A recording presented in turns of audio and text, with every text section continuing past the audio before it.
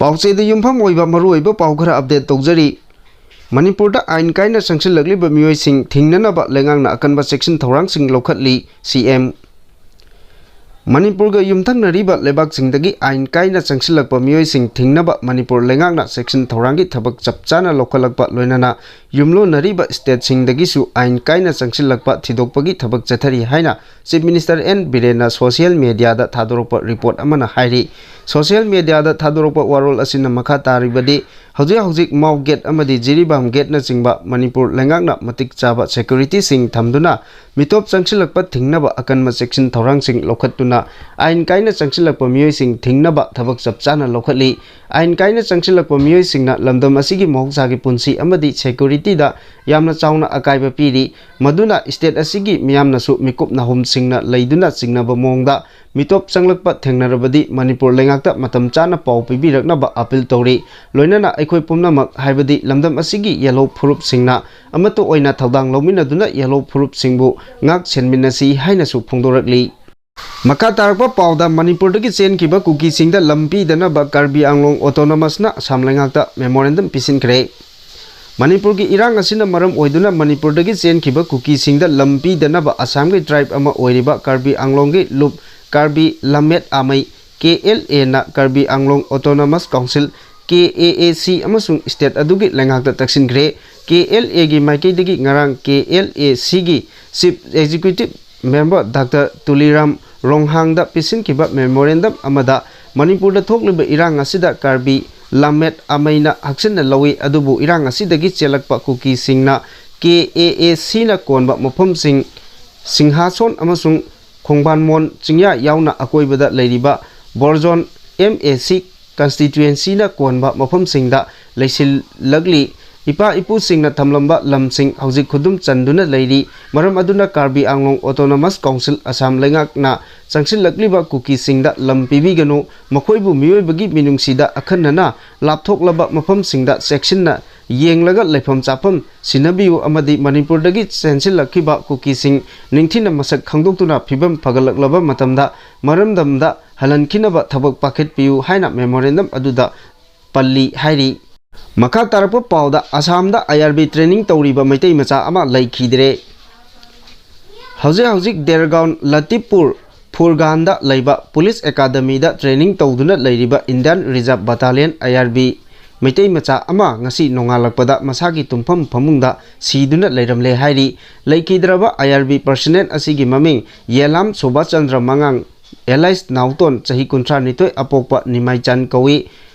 ꯀꯣꯟꯊꯧꯖꯝ ꯀꯦꯟꯗ꯭ꯔꯒꯤ ꯅꯝꯕꯣꯜ ꯈꯥꯖꯤꯔꯤ ꯃꯅꯤꯡ ꯂꯩꯀꯥꯏꯗꯒꯤꯅꯤ ꯍꯥꯏꯔꯤ ꯄ꯭ꯔꯦꯁꯅ ꯐꯪꯕ ꯄꯥꯎꯒꯤ ꯃꯇꯨꯡ ꯏꯟꯅꯗꯤ ꯃꯤꯑꯣꯏ ꯑꯁꯤ ꯉꯁꯤ ꯅꯨꯃꯤꯠ ꯈꯔꯅꯤꯒꯤ ꯃꯃꯥꯡꯗꯒꯤ ꯃꯁꯥ ꯉꯝꯗꯗꯨꯅ ꯂꯩꯔꯛꯈꯤ ꯃꯁꯤꯒꯤꯗꯃꯛ ꯁꯨꯇꯤ ꯂꯧꯔꯒ ꯂꯥꯌꯦꯡꯕꯒꯤ ꯊꯕꯛ ꯆꯠꯊꯒꯦ ꯍꯥꯏꯅ ꯃꯔꯤ ꯂꯩꯅꯕ ꯑꯣꯐꯤꯁꯥꯔꯁꯤꯡꯒꯤ ꯃꯐꯝꯗ ꯍꯥꯏꯖꯈꯤ ꯑꯗꯨꯕꯨ ꯁꯨꯇꯤ ꯄꯤꯕꯤꯈꯤꯗꯦ ꯃꯁꯥ ꯉꯝꯗꯅ ꯉꯔꯥꯡ ꯐꯥꯎꯕ ꯗ꯭ꯌꯨꯇꯤ ꯇꯧꯔꯝꯈꯤ ꯃꯁꯤꯒꯤ ꯃꯇꯨꯡꯗ ꯉꯔꯥꯡ ꯐꯥꯎꯕꯗ ꯃꯍꯥꯛꯀꯤ BP ꯂꯣ ꯑꯣꯏꯗꯨꯅ ꯂꯩꯕꯗꯒꯤ ꯃꯁꯥ ꯀꯟꯅ ꯀꯥ ꯍꯦꯟꯅ ꯁꯣꯛꯊꯔꯛꯈꯤ ꯆꯩꯔꯛ ꯑꯁꯤꯗ ꯉꯁꯤ ꯇ꯭ꯔꯦꯅꯤꯡ ꯏꯟꯁꯇ꯭ꯔꯛꯇꯔꯅ ꯔꯦꯐ꯭ꯔꯤ ꯈꯣꯡꯗꯨꯅ ꯇ꯭ꯔꯦꯅꯤꯡ ꯇꯧꯅꯕ ꯀꯧꯊꯣꯔꯛꯄꯗ ꯃꯍꯥꯛ ꯊꯣꯔꯛꯇꯕꯗꯒꯤ ꯆꯪꯁꯤꯟꯗꯨꯅ ꯌꯦꯡꯂꯨꯕꯗ ꯃꯁꯥꯒꯤ ꯐꯃꯨꯡꯗ ꯒ꯭ꯌꯥꯟ ꯃꯥꯡꯗꯨꯅ ꯂꯩꯔꯝꯈꯤ ꯈꯨꯗꯛꯇ ꯃꯅꯥꯛ ꯅꯛꯄ ꯍꯣꯁꯄꯤꯇꯥꯜꯗ ꯄꯨꯈꯠꯂꯛꯄꯗ ꯗꯣꯛꯇꯔꯅ ꯁꯤꯔꯒ ꯄꯣꯔꯛꯂꯦ ꯍꯥꯏꯅ ꯈꯪꯍꯜꯂꯛꯈꯤ ꯂꯩꯈꯤꯗ꯭ꯔꯕ ꯑꯁꯤꯒꯤ ꯃꯍꯥꯛꯀꯤ ꯂꯣꯏꯅꯕꯤ ꯑꯃꯗꯤ ꯆꯍꯤ 3 ꯈꯛꯇ ꯉꯥꯏꯔꯤꯕꯤ ꯃꯆꯥꯅꯨꯄꯤ ꯑꯃ ꯂꯩꯍꯧꯔꯤ ꯄꯟꯕ ꯌꯥꯕꯗꯤ ꯃꯍꯥꯛ ꯃꯆꯤꯟ ꯃꯅꯥꯎ ꯅꯨꯄꯥ 3 ꯅꯨꯄꯤ ꯑꯃꯒꯤ ꯃꯅꯨꯡꯗ ꯃꯍꯥꯛꯅ ꯑꯇꯣꯟꯕꯅꯤ ꯍꯥꯏꯔꯤ ꯅꯤꯡꯁꯤꯡꯕ ꯌꯥꯕꯗꯤ ꯆꯍꯤ ꯑꯁꯤꯒꯤ ꯖꯅꯋꯥꯔꯤ ꯊꯥꯗꯒꯤ 10 ꯑꯃꯗꯤ 11 ꯁꯨꯕ IRB Jawan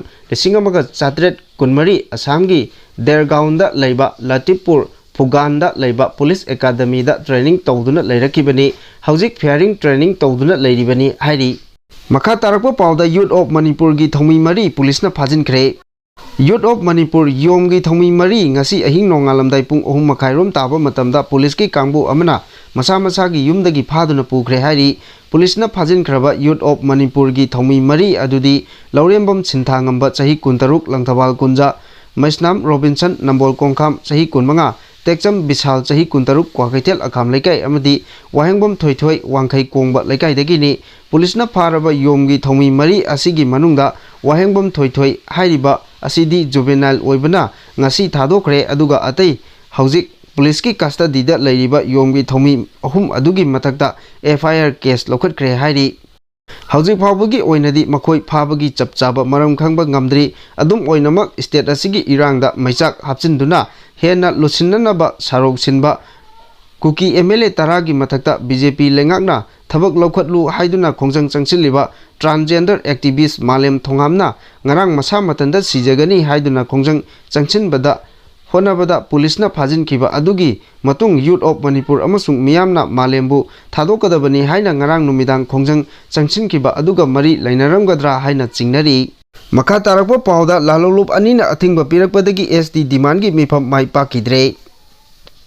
Lona Thinkraba Lalolup Anina Athingba Thamlakpadagi Scheduled Tribe Demand Committee Manipur STDCM gi miyamgi mifam mai pakna pangthokpa ngamkhidre athingba lakpana maram oiraga mifam yaithoklobasu mitei maitei singbu Scheduled Tribe list ta chalalu haiba kholaudi ninghanaba leitana pandam phangriba pawba changsan minakhisi haina Coordinating Body Scheduled Tribe Demand Committee Manipur CBSTDC gi convener Waikhom Ananna phongdokre Manipur government in action of the demand for inclusion of indigenous Meitei Maitai in the ST list of India haiba thimda mifam asi ngasi ayupung 13 taba matamda konung mamangda leiba ibuyaima sumang lila sanglenda chathanaba sem saduna lakibani mifam saruk yanaba miyam punba horaklaba matung STDCM gi maikeidagi makhatana akaknaba matam ama leptriba phawba mifam asi yaithokle haina lauthogi committee asigi convener Waikhom Ananna phongdokibada kumja lisingani tarani thoidagi maitei singi tungi lambi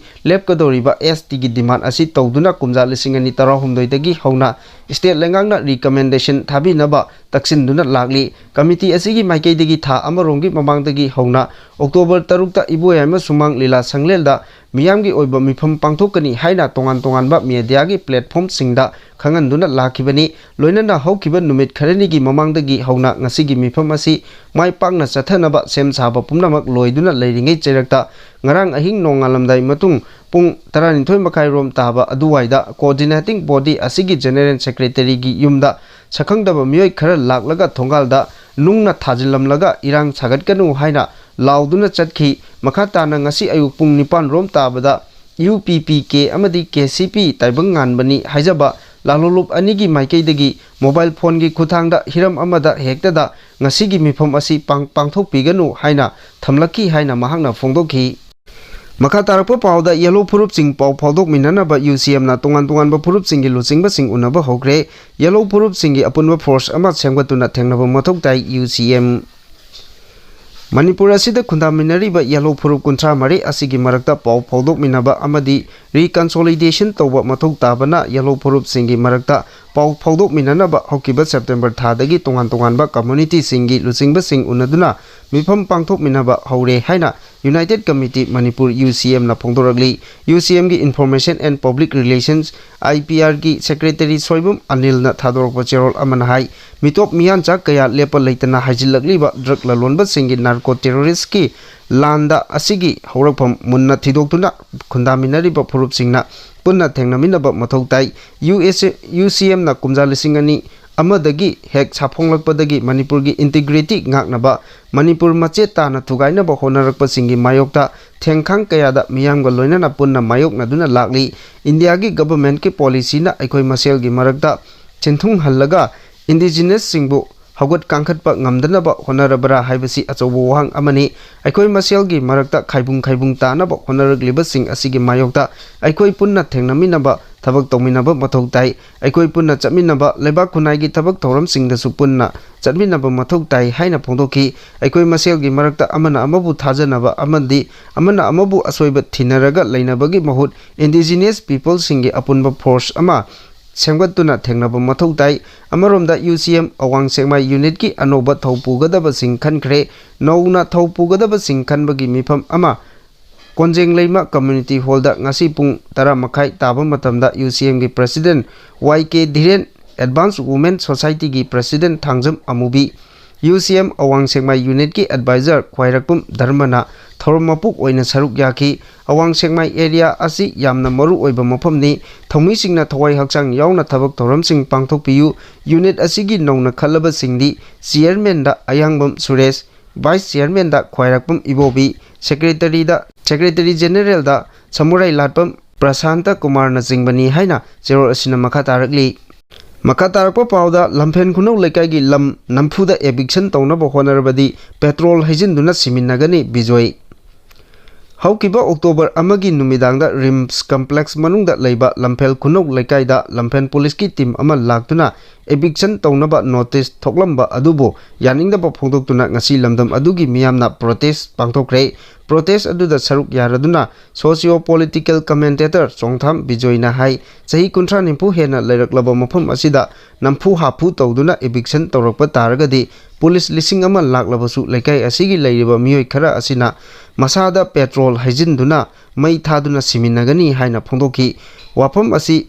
mental health ama sanabagi thorang tawriba adusu thikadar adugi senfam adu asiba mayamgi mongpham mathakta saraga low hainasu mahangna phongdoki. Mahangna makhata na hai lekai asi chahi kunthra nimpu leiraklaba mafam asida 2013 gi February da mental hospital gi pata pire haina se ama tharki. Chahi kunthra nimpu hena leiraklaba mafam asida takhairaga mental hospital chani hairiba asi masigi mafam asi lei nataba atopa mafam leitrabra lekai asigi nak yeta achoba lampak kaya amasu leiri maduda chaba yadabra masidi aingonda thawoinki political target torokpani adugi su mathakta case ama tawnaduna leiringeda eviction tawba haibasi hongnade 2008 tagi tawrakpa case asi makhatana lakliba tang mapalda hearing chathagadoribani. Case ama leiringeda eviction amata tawnade loinana anoba project yatra hunbasu hunade eviction lakpasu karigidamak numidangi matamda lakpano